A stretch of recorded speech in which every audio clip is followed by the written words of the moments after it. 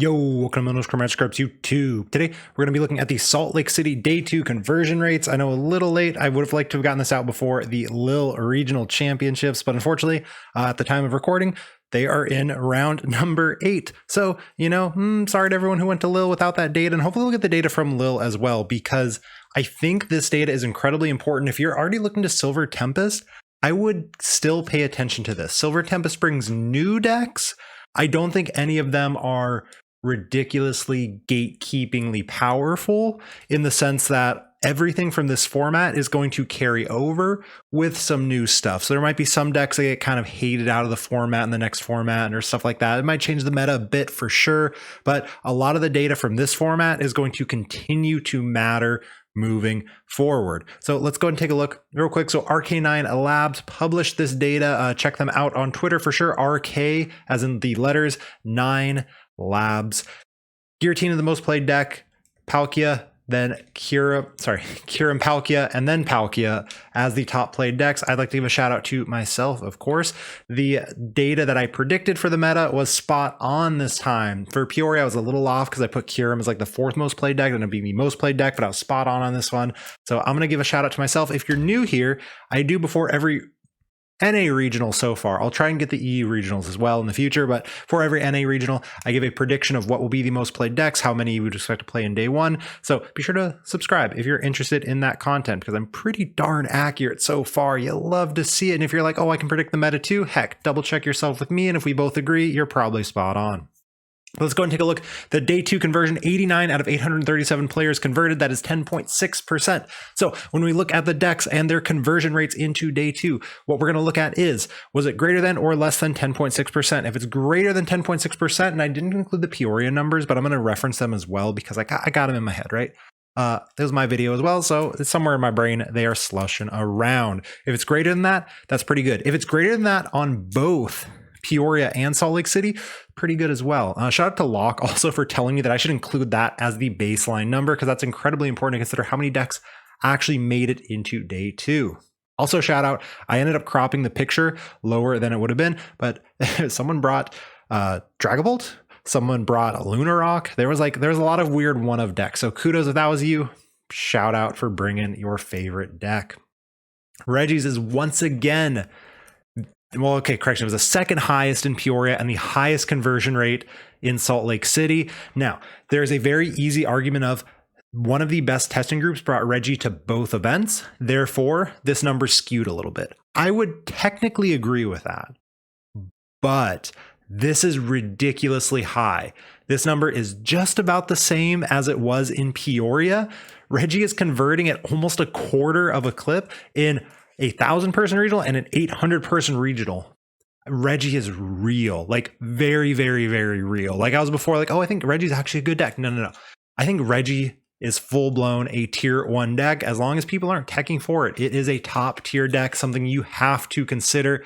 I think we're at a point where you tech for Reggie, and that's not, I want to play an Empoleon. Cool. That's not like the best tech in the world. I mean, it depends. Obviously, if people start playing Pokestop instead, I don't think they should. Then, yeah, it's not as good. But Reggie's very, very, very real. Like the highest conversion rate. There were 4 in top 8, which is absolutely ridiculous. And again, if you're like, but like one of the best testing groups, all 3 made top 8, but all 3 made top 8. That's still very impressive. Respect Reggie. If you're a Reggie player, now is technically the time to strike, because I feel like people aren't actually respecting Reggie as much as they should.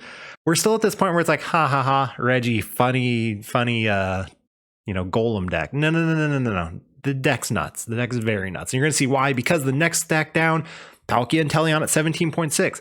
This is almost exactly the same as it was in Peoria. Palkia is ridiculously consistent and powerful. This is another deck that like everyone knows Palkia is good, but we keep going to the shiny new things. Palkia and Teleon is nuts. Palkia and Teleon's going to stay nuts. So Reggie in the next format, I don't see it getting any like truly bad matchups. It seems to be still fine going into like Lugia. They hit for weakness on the Lugia with the Reggie. No, they're all Reggies. The Regieleki, obviously you have Dunsparce, because Dunsparce removes colorless weakness from colorless Pokemon, right? So they can still play. It's not just fighting weakness. But Reggie stays good. Palkia, also stays good. I don't think Palkia gains any bad matchups. There's no counters. Like there's another lightning weak Pokemon in the format in the next set. I think Louis is very good, by the way, but it's still good. God, Palkia is nuts. If anyone out there is like ignoring Palkia, you should really stop. The fact this isn't the most played deck at every tournament is ridiculous to me. Palkia is nutso. It has been consistent its whole life. It is so powerful. It can beat anything. It is aggro. It is able to Roxanne Path or Roxanne Sinnoh. Looking for those Regitechs for Palkia? I got you. Something like Sinnoh, Jammer, those are pretty good. Next one down is Mew VMAX. Another deck that's good, but everyone knows Mew is good. Drapion did not kill Mew in any way, shape, or form. If Drapion didn't exist, this number would be ridiculously high. Mew is so powerful.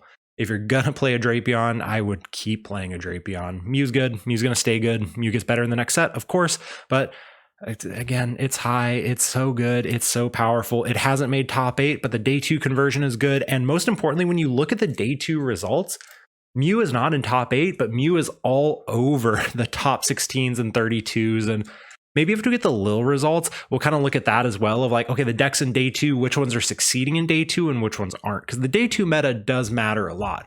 Making day 2 is a good goal. If you've never made a day 2 before, that is a wonderful place to start. But then once you make that day 2, suddenly you realize like, oh, it is an entirely new tournament. I've got to play the game a little differently because you don't want to play all day Sunday, end up with top 128 and you get 0 prizing except some CP. It really sucks.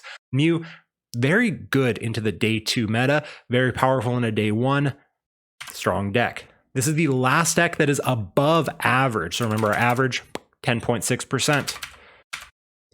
Arceus Giratina. Now, technically, I would like to point out Arceus Flying Pikachu was played in such low numbers that looks like it was just other Arceus variants on here. So we have 0 if you look. We have 0 Arceus Flying Pikachus on here. There was Arceus Flying Pikachu Decidueye. If we go all the way down, one person played that. They made top 8, or sorry, they made day 2. Good for them. But other Arceus, where to go? Other Arceus V-Star, I'm pretty sure includes the Flying Pikachus, and there were a couple Flying Pikachus, including second place. So Arceus is obviously still very good. Arceus Giratina, just the straight Arceus and a Giratina, maybe some Drapion, stuff like that. Also a very high conversion rate. Marnie Path is very good. This deck is, it's very boring. And I get why this deck is not hyped as much as it could be. Your win condition is Marnie Path. The deck is boring. You go Starbirth for what you need, and then you go Trinity Nova, and then you go Lost Impact, and then you go Lost Impact, and hopefully that's enough to win the game, or your opponent has bricked. But another very powerful deck. Another one that I think is underrated. So like Mew, rated about where it should be. Palkia, I feel like everyone knows how good it is, but they underrate it. Like they underrate it because they're just like, yeah, Palkia's good, and that's it. No, Palkia's really good. And Reggie, somehow underrated. I think Reggie's so powerful. I would put Reggie in top tier. Arceus Tina, another one I think is underrated. It's kind of like the Palkia in that everyone knows it's a good deck. I'd say it's a step below Palkia technically, but everyone knows a good deck, but it's boring. Palkia isn't boring. I like Shady Dealings a lot. If you hate Shady Dealings, I understand that too, but I like it. But Arceus Giratina, the same idea of you just know it. It's there. It's not new. It's nothing special technically, but it's so good.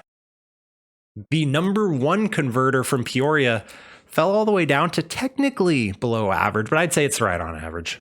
It's close enough. Arceus Goodra. Now, it did win the tournament, and I think that might skew us a little bit. The goo is good. The goo is very powerful. The goo also has a lot of weaknesses, including some of the matchups. Now, those of you who are particularly clever have noticed some of the decks missing from the above the average conversion rate category. Some of those absolutely clap Goodra, which is really interesting. Goodra has good matchups into most of these successful decks. I'm actually not sure how the Tina versus Goodra matchup goes. And if anyone knows, let me know. I'm curious. But it's got good matchups into Reggie, into Palkia.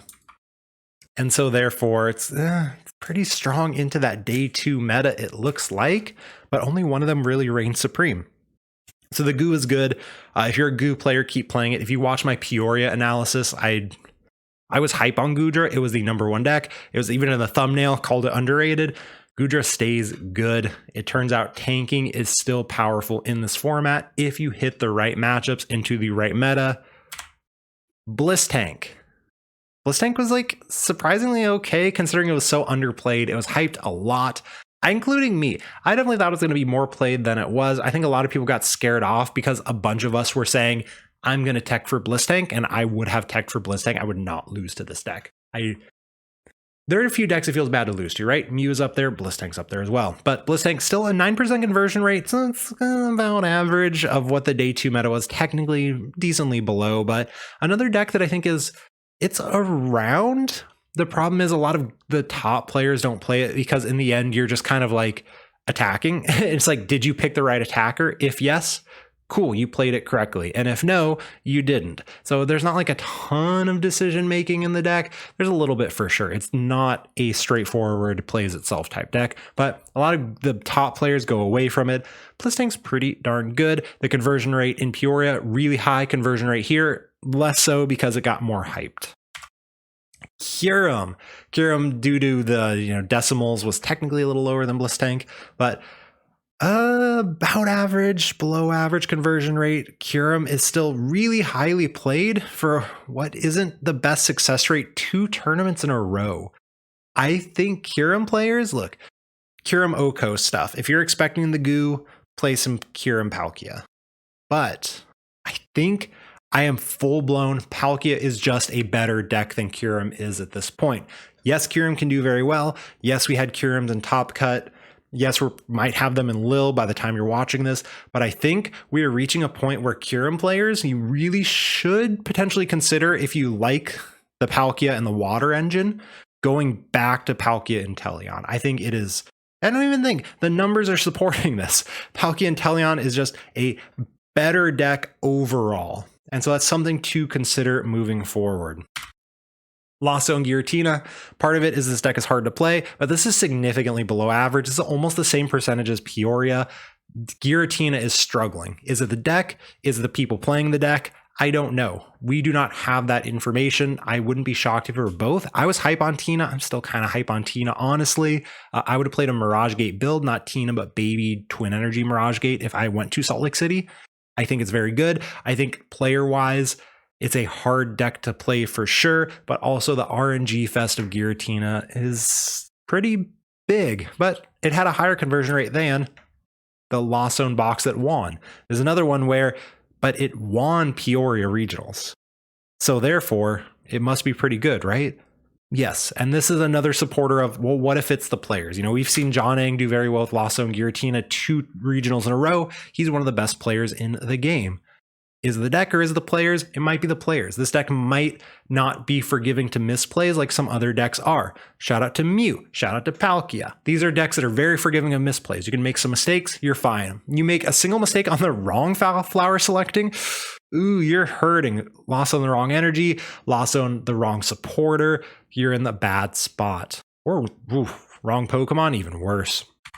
So both these decks had ridiculously low conversion rates, and I'm not sure, is it the decks are hard to play for sure. That's part of it. But is it just, they're also just not as good?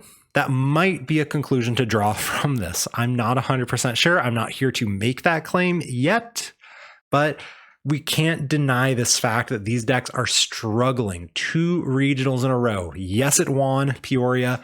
Yes, that's super cool. Tord Reclive is better than you and I. So maybe we should be putting these Lost Zone engines away for regionals. Like I said, I'm not sure, but I'm really thinking about it. I'm hype on the Lost Zone engine. I think it's fun. I've never played it IRL in a best of 3, and so that's something to consider for sure. Hisuian Zoroark is another one. I'm hype on Hisuian Zoroark. I like it a lot. I think it's better than Kyurem. Shh, don't tell the Kyurem players. They're going to yell at me if I say that, but I like Zoroark a lot. It struggled 2 regionals in a row. It's one where the build is still yet to be seen. What's the best build? It's got some tough matchups for sure. Reggie's being good is probably the death sentence for this thing. Reggie's being good and this thing being popular is pretty bad. You play Dunsparce and Manaphy for Reggie's, but it's still a bit of a sketchy matchup, honestly. You play Sharon's Care for this, but you got to have it at the right time. Still a tough matchup. I'm a big fan of Zoroark.